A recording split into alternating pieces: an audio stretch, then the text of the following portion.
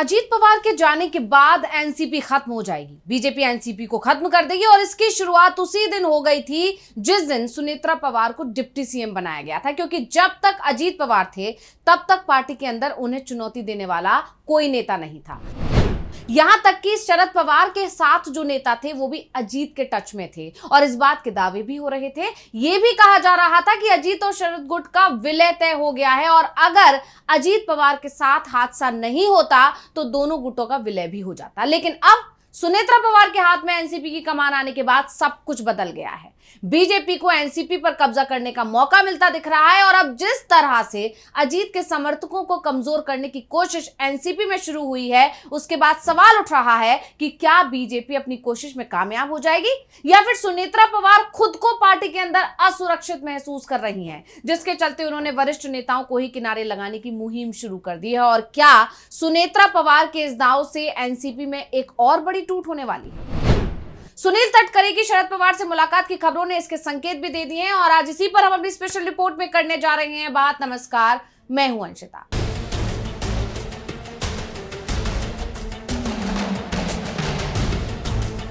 दरअसल राष्ट्रवादी कांग्रेस पार्टी की कमान संभाल रही सुनेत्रा पवार के एक पत्र ने महाराष्ट्र की राजनीति में नई चर्चा छेड़ दी है।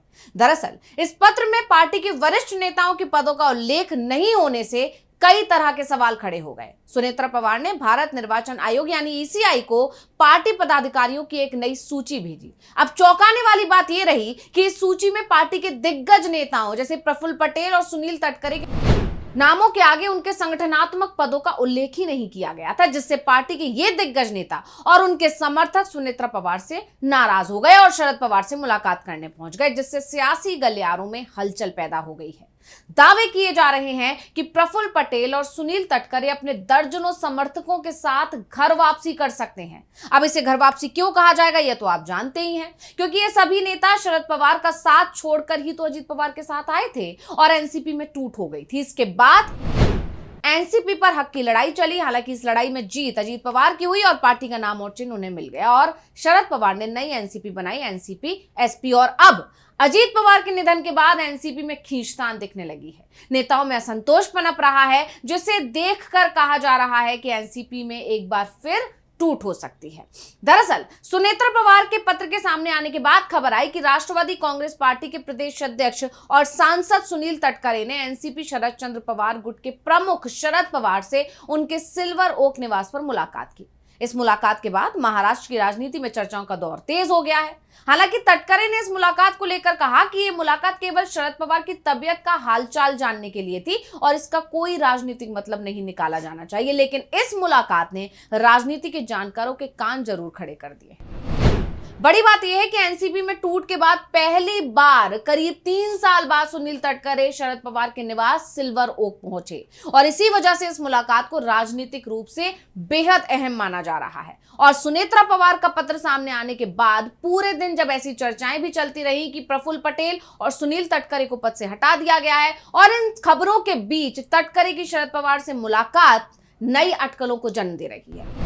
और इन अटकलों को हवा तब ज्यादा मिली जब खुद सुनील तटकरे ने इस मुलाकात की जानकारी अपने एक्स हैंडल पर साझा की और इसके साथ उन्होंने लिखा, शरद पवार पिछले 6 दशकों से देश की राजनीति में अहम योगदान दे रहे हैं। मैंने लंबे समय तक उनके मार्गदर्शन में काम किया है और मेरी राजनीतिक यात्रा में उनका बड़ा योगदान रहा है, इसलिए उनसे मिलना और स्वास्थ्य की जानकारी लेना राजनीतिक परंपरा का हिस्सा है। हालांकि तटकरे ने यह भी कहा कि मुलाकात के दौरान किसी भी राजनीतिक मुद्दे पर चर्चा नहीं हुई, लेकिन इसके साथ उन्होंने ये भी जोड़ दिया कि उनकी कार्यक्षमता आज भी पहले जैसी ही है। अब उनके इस पोस्ट के बाद चर्चा चल पड़ी है कि कुछ तो खिचड़ी पक रही है। सुनेत्रा के लेटर ने शरद पवार के पुराने करीबियों को एक बार फिर करीब ला दिया है। आप जानते ही हैं कि सुनील तटकरे, प्रफुल्ल पटेल और छगन भुजबल ये वही नेता हैं जो शरद पवार के बेहद करीब माने जाते थे। कहा यह जाता है कि शरद पवार कोई भी फैसला इनसे राय मशविरा लेने के बाद ही लिया करते थे। ऐसे में इस मुलाकात की टाइमिंग ने नए कयासों को जन्म दे दिया है। कहा यह जा रहा है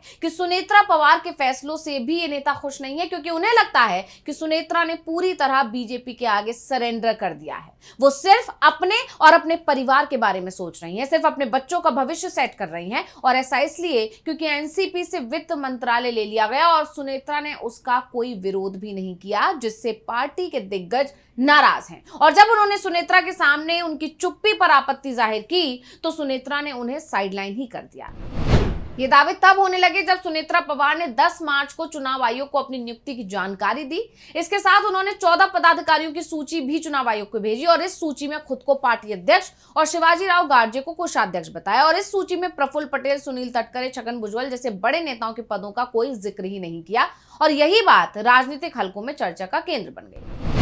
साल 2023 में एनसीपी में हुए विभाजन के बाद अजीत पवार को पार्टी प्रमुख बनाया गया था, जबकि प्रफुल्ल पटेल को एनसीपी का कार्यकारी अध्यक्ष और सुनील तटकरे को महाराष्ट्र एनसीपी का प्रदेश अध्यक्ष बनाया गया। लेकिन इस हादसे के बाद 26 जनवरी को सुनेत्रा पवार को सर्वसम्मति से पार्टी का नया अध्यक्ष चुना गया। इस घटनाक्रम के बाद पार्टी के अंदर शक्ति संतुलन और नेतृत्व को लेकर लगातार बदलाव देखने को मिल रहे हैं। यही नहीं, शरद पवार से मुलाकात के बाद सुनील तटकरे के पुराने बयान की चर्चा भी होने लगी। पिछले दिनों तटकरे ने कहा था कि अजीत पवार के जीवित रहते दोनों गुटों के बीच विलय को लेकर बातचीत चल रही थी। तटकरे ने यह भी कहा था कि हमारा फर्ज है कि हम सुनेत्रा पवार की अगुवाई में अजीत दादा के सपनों वाली एनसीपी को आगे बढ़ाएं, और हम ये काम पूरे पक्के इरादे के साथ करेंगे। यानी अजीत के निधन के बाद पार्टी के दिग्गज चाहते हैं कि एनसीपी एकजुट हो जाए, लेकिन सुनेत्रा सिर्फ परिवार के हित को देखते हुए ऐसा नहीं कर रही है, जिससे पार्टी में खींचतान पैदा हो गई है। और यही वजह है कि इन नेताओं ने शरद पवार से उनके आवास पर जाकर मुलाकात की।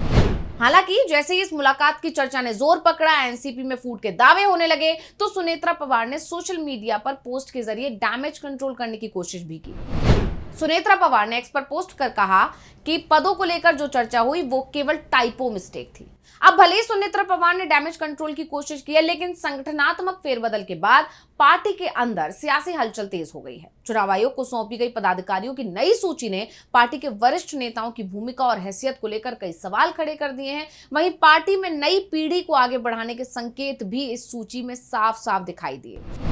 पार्थ पवार और सुबोध मोहिते को राष्ट्रीय महासचिव बनाए जाने की औपचारिक पुष्टि की गई, और इससे यह चर्चा तेज हो गई कि पार्टी नेतृत्व अब युवा चेहरों को ज्यादा महत्व देना चाहता है। और इसकी एक बड़ी वजह यह भी रही कि जब सुनेत्रा पवार से प्रफुल्ल पटेल के पद को लेकर सवाल पूछा गया तो उन्होंने इसे ज्यादा महत्व ही नहीं दिया और कहा कि वो पार्टी में मौजूद है, यही काफी है। और उनके इस बयान ने नेताओं का गुस्सा और बढ़ा दिया, और अब इससे होने वाले नुकसान को भांपते हुए ही सुनेत्रा सफाई दे रही है। लेकिन अब ये सवाल उठने लगे हैं कि क्या ये वास्तव में सिर्फ क्लैरिकल मिस्टेक है या फिर पार्टी के भीतर शक्ति संतुलन बदलने की सोची समझी रणनीति का हिस्सा।